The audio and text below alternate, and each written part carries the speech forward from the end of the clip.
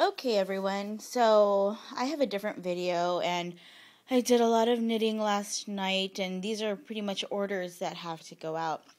So, to all my photographer friends on my Facebook, or my regular customers who always come back, I do have some new things, and for those who haven't seen, sometimes it's easier to see my work in action, but not really in action. It's basically to show you how they're used or their texture. So this is the Midori Sour Elf Hat. It's very texturous. This is wool from my favorite spinners. Pretty beautiful. I've started to try to add longer tassels as, I make the same hats, and, I think it's nicer with a longer tassel, you think? Actually, this is from my other store. This is not from the baby store, but this is one of my regular headbands, usually for winter, which is for, it's pretty much an ear warmer. I'm going to make thinner ones for spring, but this is the double layer flower, and it is detachable where you tie it and then you can untie it, so it's pretty easy.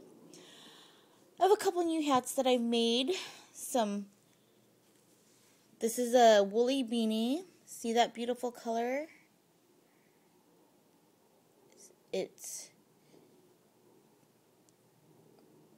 See all that texture? So great for your newborn photos. Here's another one from Roving. I made this yarn, it was from Roving, and it's super soft. I only have one of these. So if you want one, it's ribbed at the bottom. It's totally thick and thin texture, long tassel. So very nice. Here is another one with it has actually some gold threading through it. I don't think, there, you can see, but very texturous. I pretty much purled this all the way, so it's very nice on a newborn photo shoot. So, and I will probably be doing more of these in other colors since I do have lots and lots of wool. Here's another a new hat that I made. This is a chocolate sprout top beanie. This is a very thick wool, pretty soft. Can you see it? Maybe I should turn the other way. There you go. You hear all the sprouts at the top. So that should be fun. I haven't put these in my shop yet. These are more solids, and it's pretty gender neutral. If you want a button in the middle, I could totally put like one big button or two smaller buttons. I can give you a flower or a ribbon, or you can put your own. No biggie. So here's another one in a sage. That's a pretty color. So, and this is against a natural wool as well. So here you go. And of course you can see these on my shop at Angel619 Baby Treats at Etsy.com. I'll have that posted. Here are my silky wool beanies or elf hats.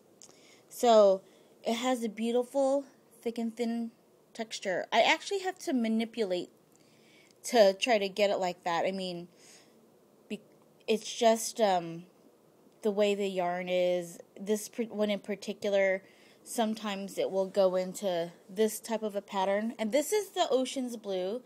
This is the Jolly Rancher. This is also totally long tail. It's a elf hat with a tassel. So pretty long.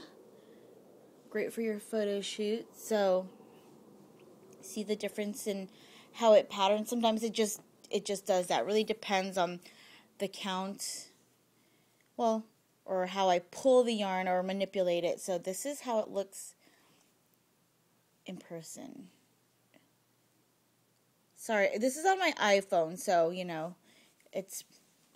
I'm not sure if you can see it in its best quality. But if you see this in person, there's an actual luster to it because of the silk.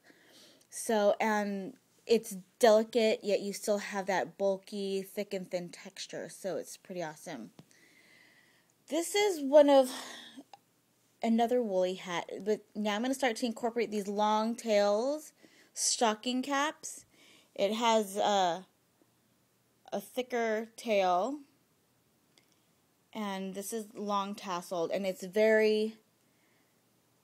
these will be limited. I only have so much wool for this, but see the colors and the texture on that? It's really pretty. Great for a boy, actually.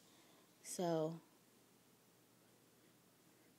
and this one will be, these are 18. This one will actually just go for $20, just a couple dollars more. It does take a little bit longer to make because of the tail. So, here's a new cocoon.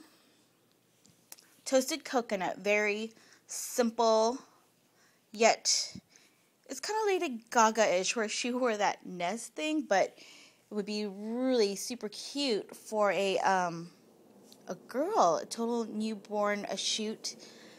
This will be my toasted coconut. It's just the hood. It's not just around the frame, but you actually have the whole hood that's going to be knitted together. So you have that simplicity down at the bottom. Very, it's still loose enough where you can have the little toesies poke out. But I do have other colors in these type of yarns. It's like a flag type yarn, but it's also very delicate. It's very soft. So I think it would make a wonderful framing. I know there's the faux fur types, and I do have some of that, but that would be really pretty for a little head, cute little girl to poke her head through there. I have this vintage cream, and unfortunately, this is my last one of the vintage cream. This is for Miss Kyla Branch. This is, she lucked out. It's very texturous. Very, I'm going to see if I can try to find more. I have it also in lilac. I have it in powder blue. I have it in a beautiful light beige. It's called Stone. I do have red, which would be good for Valentine's and Christmas. I know Miss Brenna has used it for her Christmas shoots. And what else do I have? Midnight, which is a black, charcoal, and white all put together. I have it in a moss color, really pretty. So that would actually go good for spring up until fall. So if you're interested, let me know. I would totally do a custom order. It's very simple, but still texturous. I made sure to have a textured neckline, so you can see. So it has interest, and then just have the little face poke through. It is seamless. When I started making cocoons, I did make it in where it was one piece that I folded and I sewed it up, but I started to do it seamless, and it's so much better. And here is the famous cradle hammock. This is an order that's going out. This is in the vintage cream cuff. This is from end to end, so you can see. Sometimes, I know you've seen them in the pictures. Here's the arm. This is the body. This is a two-tone in cafe and beige.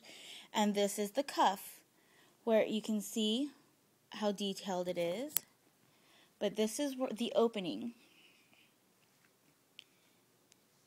where you put your baby. You need two people to hold on each side.